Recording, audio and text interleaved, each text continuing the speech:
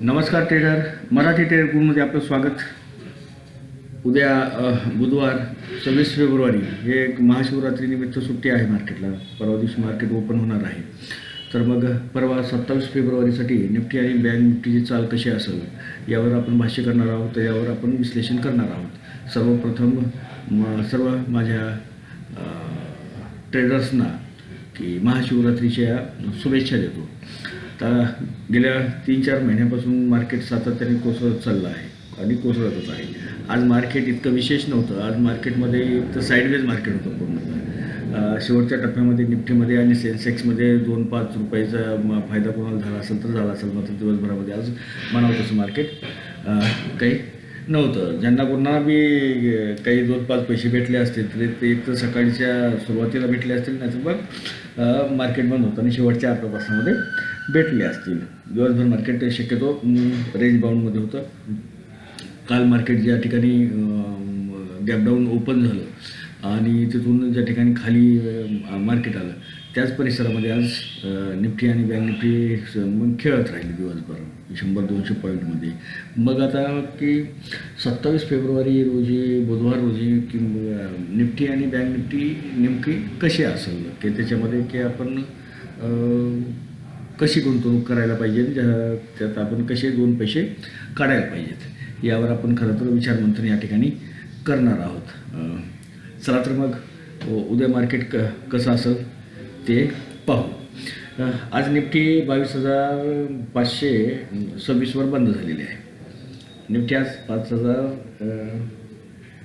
22,526 वर बंद झाली. तर मग आता आपण बुधवारी नेमकं आपल्याला काय करायचं आहे, तर सेलिंगचंच सुरू आहे. आणि खरं तर पुन्हा एकदा एक आपण जर FI&DIचा डाटा पाहितला तर सेलर जरा तगडे आहेत असं आपल्याला दिसून येतं.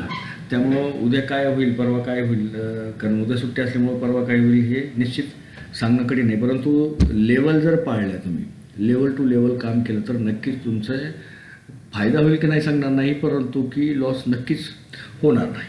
आता हे पहा, आपण काय आपल्याकडे एक निफ्टी आपल्याला एक सरळ एक त्याच्या चार्टवर एक झोन दाखवत आहे, एक म्हणजे की सेलर्स कुठे कुठं आहेत आपण कालपासून पाहतोय. कालपासून जर आपण जर लक्षात घेतलं तर या ठिकाणी सेलर आहेत 1, या ठिकाणी सेलर्स आहेत 2, या ठिकाणी सेलर्स आहेत 3 आणि या ठिकाणी सेलर्स आहेत. आपण जर बारकाईने बघितलं तर या ठिकाणी सेलर्स आहेत. तर मग उद्या आपण नेमकं करायचं काय, तर माझं म्हणणं असं आहे, मी स्वतः असं जर 2 रुपये गुंतवायचे असतील तर मी हा जो भाग आहे, हा निफ्टीचा हा जो भाग आहे, हा कितीचा भाग आहे, मला वाटतं की तुम्ही आकडे लिहून घ्यावे. हा आहे 22,600 ते 22,670. ह्या भागामध्ये मार्केट आलं तर इथं हातच लावायचं नाही मार्केटला. 22,600 ते 22,670च्या आसपास जर निफ्टी इथं आली तर निफ्टीकडे इथं पाहिजेच नाही, कारण इथं आपल्याला उघड की सेलिंग दिसते. वरच्या दिशेने तर जाण्याचं कुणी म्हणजे डेअरिंगच करायची नाही वरच्या दिशेने जायची. तर मग काय करायचं उद्या आपल्याला एक लक्षात घ्यायचं आहे. उद्या आज काल मार्केट आज सकाळी या ठिकाणी ओपन झालं आणि या ठिकाणाहून वर गेलं, म्हणजे या ठिकाणी आपल्याला प्रामुख्याने इथं बाहेर दिसतात. मग इथं बाहेर आहेत का, हा बाहेरचा विषय आहे का, तर या ठिकाणी आपल्याला बारकाईने पाहायचं. इथं जर बाहेर असतील तर आपल्याला इथं स्कॅल्पिंग एक ट्रेड चांगला भेटू शकेल उद्या. मग तो कितीवर आहे, 22,520 वर. परंतु उद्या माझं म्हणणं आहे, उद्या शक्यतो मित्रांनो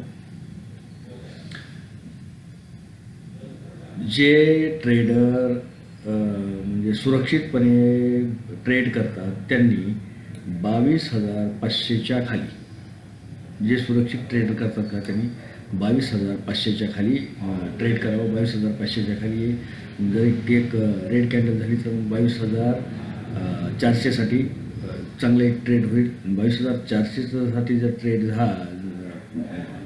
झाला आणि आणि 22,400 गाठलं तर त्याच्याखाली आणखी एक ट्रेड होऊ शकतो. राहिला प्रश्न आता की वरी ट्रेड करताना शक्यतो हे कापू द्यावं.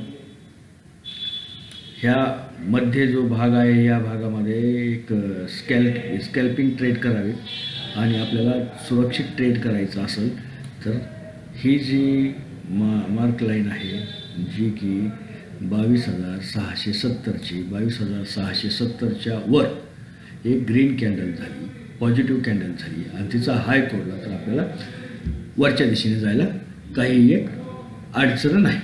आता आपण बँक निफ्टी जर पाहायची म्हटलं आपल्याला, बँक निफ्टीमध्ये जर पाहायचं म्हटलं आपल्याला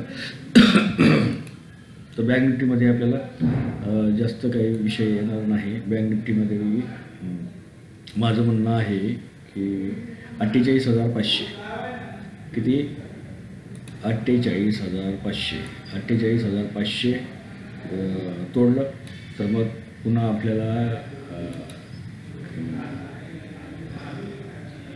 48,370 आणि 48,300 तोडलं तर आपल्याला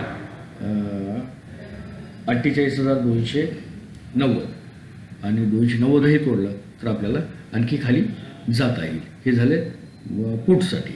आता मग ह्याच्यासाठी आपल्याला सुरक्षित ट्रेड कसं राहील सीईसाठी वरच्या दिशेने माझं म्हणणं आहे की 48,700च्या वर एक ग्रीन कॅन्डल झाली, ग्रीन कॅन्डलचा हाय तोडला तर आपल्याला पहिलं टार्गेट 48,700वरून आपल्याला पहिलं टार्गेट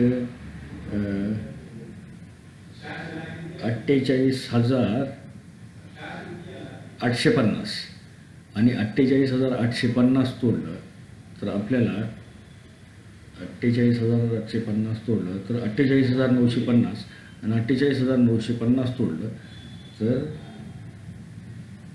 49,058 म्हणजे 49,050 आणि 49,050 तोडलं तर आपल्याला वरच्या दिशेने भरपूर जायला जागा आहे. आणि या ठिकाणी बी एक काय म्हणायचं त्याला सेलिंग झोन असल्यागत आपण म्हणता येईल त्याला तर कारण 1, 2, 3 आणि 4 म्हणजे निफ्टीमध्ये ज्या पद्धतीने सेलिंग झोन आहेत हे इथं सेलरच आहेत हे सगळे. तर सुरक्षित ट्रेड तर मी तर म्हणतो याच्यावर गेल्यानंतरच करायला पाहिजे. याच्यावर ह्या भागात तर फक्त स्कॅल्पिंग केली तर चालेल, या भागामध्ये स्कॅल्पिंग केली तर चालेल, नाही तर मग दुसरी ट्रेड करून उपयोग नाही. म्हणजे सरळ तुम्हाला लक्षात येईल. इथं लक्षात आलं असेल तुम्हाला. आणि व्हिडिओ पाहताना शक्यतो मी सांगितलेले आकडे किंवा मी ज्या गोष्टी लेवल दिलेल्या आहेत त्या लेवल लक्षात ठेवल्या किंवा हे केलं टिप्पणी करून ठेवली तर ते अधिक बरं राहील. आता उद्यापासून मी म्हणतो की आणखी तुम्हाला याच्यामध्ये कसं मला सोपं तुम्हाला देता येईल याचा मी वेगवेगळा प्रयोग करतो आहे. मी रेग्युलर व्हिडिओ बी टाकणं पण जास्तीत जास्त व्हिडिओ टाकण्याचा प्रयत्न करेन. मी तुम्हाला जेवढी माहिती देण्याचा मी प्रयत्न करणार आहे. कारण हे आपलं काही पेड चॅनल नाही, तर कॉल टिप्स दिल्या जात नाहीत. कारण मी काय CB रजिस्टर नाही की गेल्या 5-7 वर्षाच्या कालखंडामध्ये की आपण शेअर मार्केटमध्ये आपण काय शिकलो किंवा शेअर मार्केट कशा दृष्टीने पाहतो ती दृष्टी तुम्हाला सांगण्याचा मी प्रयत्न करतो. आता शेवटचं 1 मिनिट घेतो तुम्हाला, कारण FI&DIची एंट्र्या कशा आहेत त्या बघून घ्या. आता FI&DI बघा, DIIची खरेदी 5,185 लाख करोडची आहे. खरेदी 5,185 करोडची FIची DIIची खरेदी. आणि आज FIने 6,286 लाख करोड रुपयाचे म्हणजे की या ठिकाणी सेलिंग केलेली आहे. म्हणजे इथं सेलर हवे असल्याचं पुन्हा एकदा आपल्याला याच्यामध्ये दिसून आलेलं आहे. शक्यतो मराठी ट्रेड गुरु अत्यंत साध्या सोप्या भाषेमध्ये की तुम्हाला ट्रेड देण्याचा प्रयत्न करणार आहे. जेवढ्या पद्धतीने की सोप्या पद्धतीने तुम्हाला मी ट्रेड देईल तेवढ्या पद्धतीने तुम्हाला त्यामध्ये 2 पैसे कमवता येतील. परंतु लेवल जर चांगल्या व्यवस्थित पाळल्या तर नक्की तुम्हाला मार्केटमध्ये फायदा